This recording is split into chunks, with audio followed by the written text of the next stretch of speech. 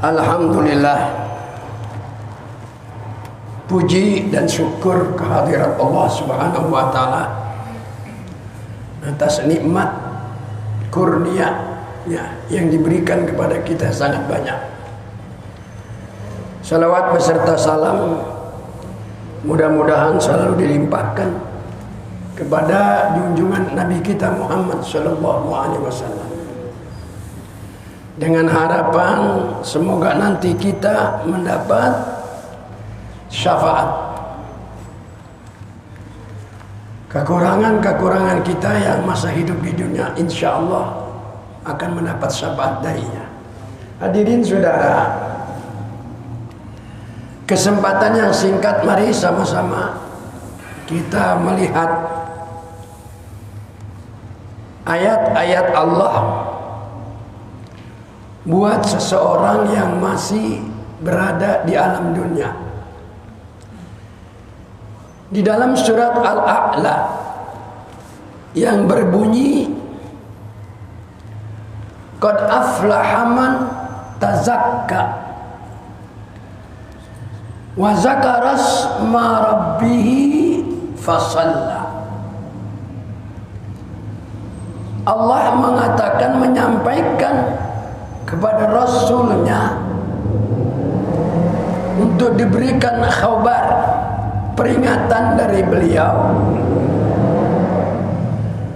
Kata Allah, sungguh beruntung orang yang beriman.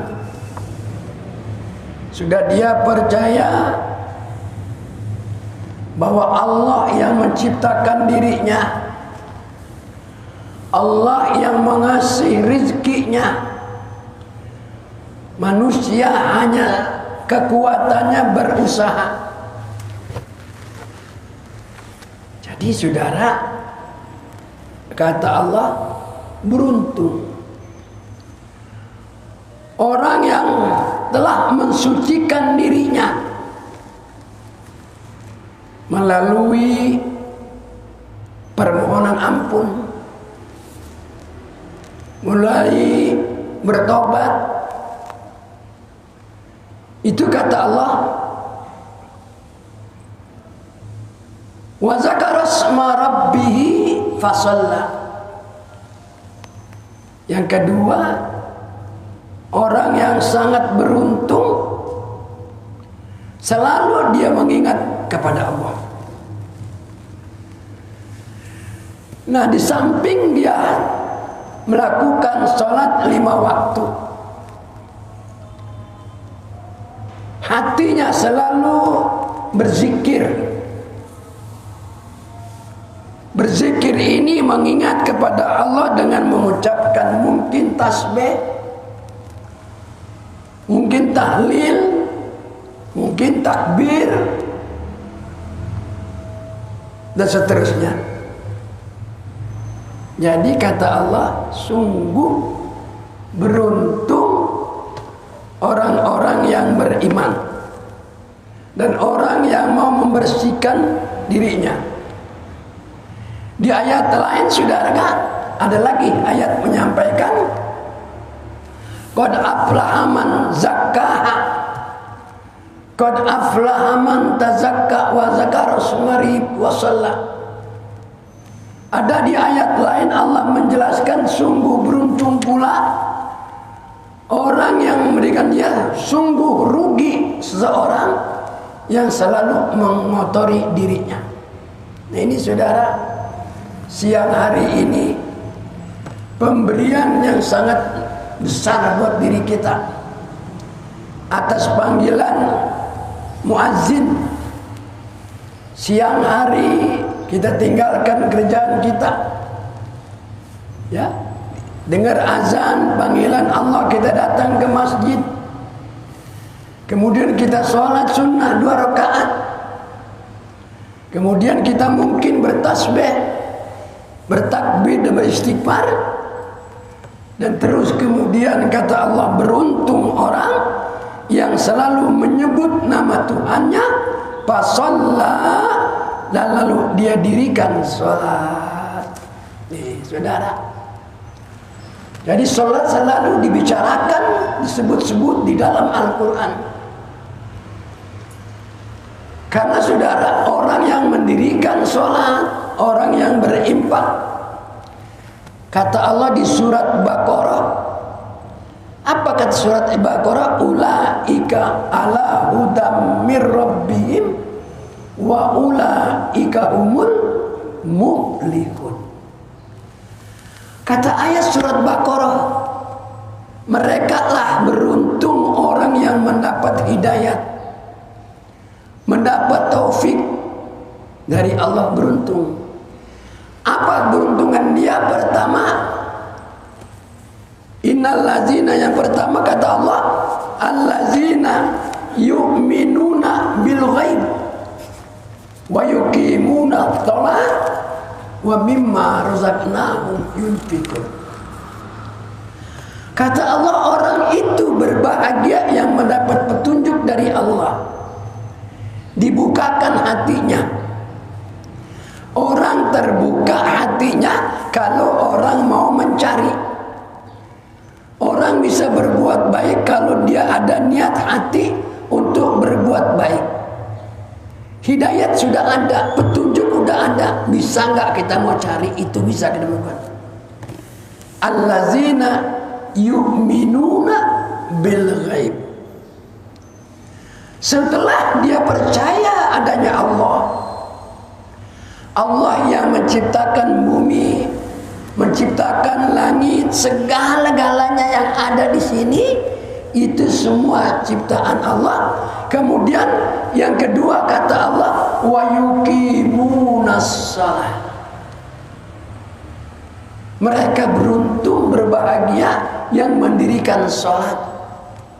Ini saudara, kenapa harus sholat? Memang di dalam Isra dan Mi'raj ini perintah yang pertama, manusia ini disuruh berhadapan kepada Allah melalui cara sholat, meminta sesuatu dengan sholat. Nah saudara, Allah katakan begitu, wa yuqimunas shalah. Orang termasuk berbahagia pula, beruntung, wa mimma razaqnahum yunfikun. Dan dia mau menginfakkan hartanya yang Allah berikan kepada mereka, maka merekalah orang yang beruntung.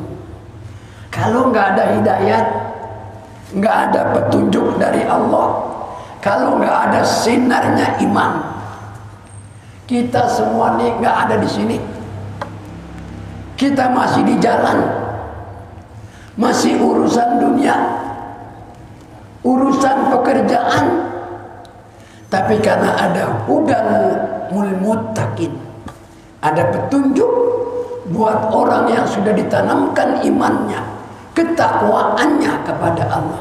Inilah saya bilang, hari ini kita orang yang sangat beruntung. Saudara, apalagi kata Allah, walladzina yu'minuna bima unzila ilaika. Beruntunglah, bahagialah orang yang beriman dengan apa yang diturunkan sebelum engkau ya Muhammad. Kita iman kepada Nabi Isa, dia adalah utusan Allah. Nabi-nabi yang diberikan kitab, kita harus imani semua itu. Tetapi tidak ada perintah untuk melakukan, mengerjakan apa yang diperintah masa lalu. Tapi yang diperintah kita ini mengikuti apa yang dibawa seorang nabi terakhir, yaitu Nabi Muhammad dengan Al-Quran. Gitu Pak. Ya, ini harus kita hayati benar. Dunia sudah sebentar lagi. Kita berusaha menjadikan dirinya. Yang kita tahu saudara, bahwa hidup di Jakarta ini penuh dengan tantangan. Makan selalu mau enak, duit selalu mau banyak, Lidah kita sekarang makan ikan tembang udah nggak suka. Ya, bener. Dulu bang, masih saya kecil umur 10 tahun, 15 tahun. Tahun 65, 66. Jakarta ini masih kampung. Saya makan ikan tembang, digarang di api, dikasih kecap, cuka, dengan nasi putih yang pulen, nikmatnya. Kenapa pada waktu itu nikmat? Memang berkebetulan di kampung kami ini Gandaria belum ada nasi Padang, belum ada masakan Sunda, belum ada masakan Tegal, apalagi makanan-makanan yang dari luar negeri belum pernah saya melihat. Tapi nikmatnya itu, tantangan itu belum banyak. Kalau sekarang, Masya Allah, ya, makan sarden aja kita nggak mau sekarang. Sarden ini makanan kucing. Bener-bener. Dulu sarden disebut dencis. Ya, kalengnya tipis. Masya Allah, nikmatnya. Bandeng juga dulu nikmatnya bukan main. Kenapa? Karena bandeng itu dulu yang di laut makannya makan lumut. Apa yang ada di air? Kalau sekarang ikan dikasih makanan buatan, nikmatnya udah nggak ada. Belum lagi makanan kita pakai formalin. Ya, Masya Allah, nikmatnya kurang. Mulut kita.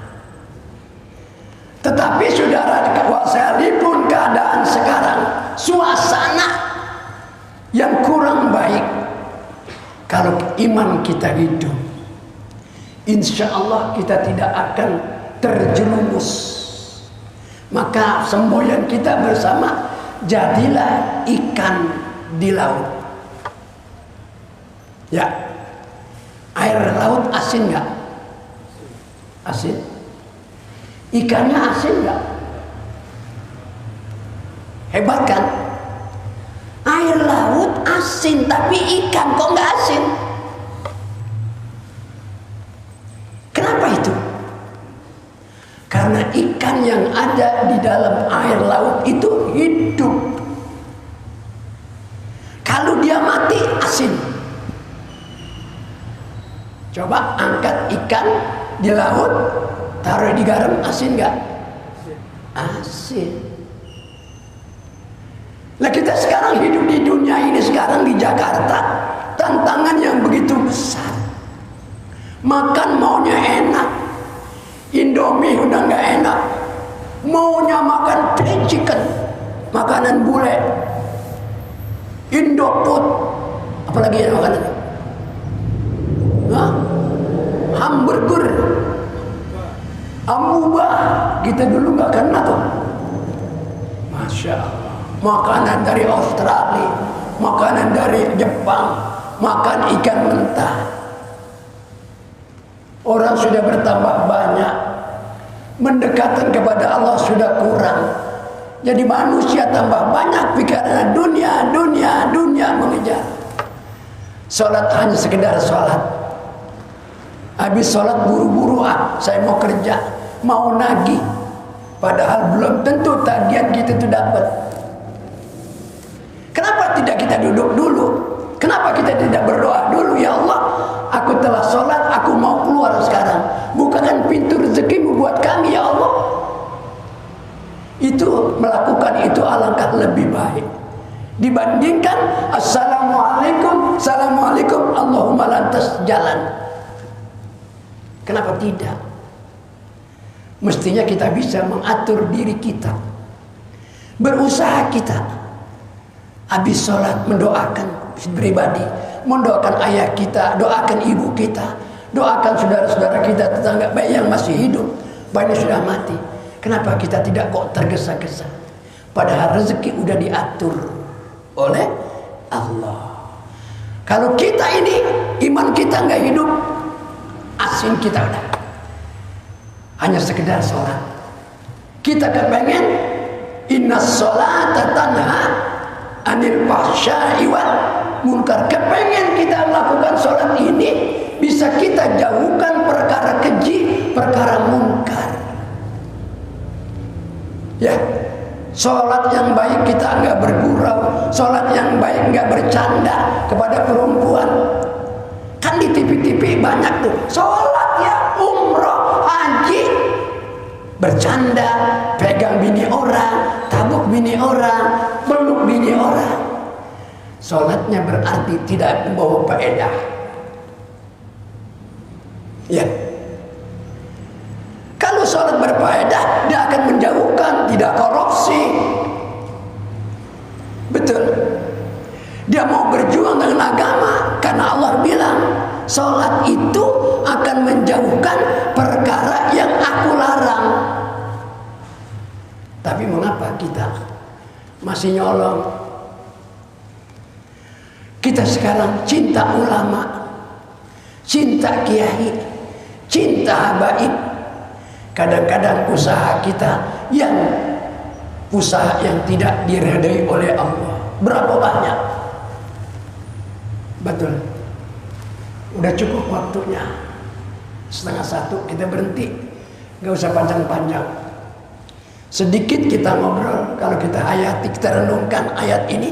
Ingat, kata Allah tadi, sungguh beruntung orang yang selalu membersihkan dirinya, memohon ampun, beristighfar dari dosa-dosa pelanggaran yang dilakukan diri kita. Ente berdosa, saya tidak tahu. Saya melanggar aturan Allah, ente nggak tahu. Diri saya yang tahu. Sejak akil balik apa yang saya kerjakan, ente saya nggak tahu sejak akil balik sampai sekarang. Betul. Maka beruntung, kata Allah.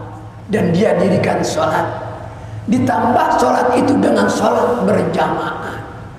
Ya, sholat di masjid. Kata Nabi, orang yang dapat payungan nanti hari kiamat, orang yang senang selalu sholat bukan di rumahnya, dia sholat di masjid dengan melalui berjamaah. Ya, sholat yang paling utama di awal waktu. Tuh. Maka dengan kematian kita yang tidak ada yang tahu, maka harus kita segera berusaha. Kita baca Fatihah, ayah kita, ibu kita yang sudah meninggal dunia, menungguin mana doanya dari anaknya. Anakku, aku didik dia, bisa ngaji, bisa sholat, mana doanya. Sampai besar.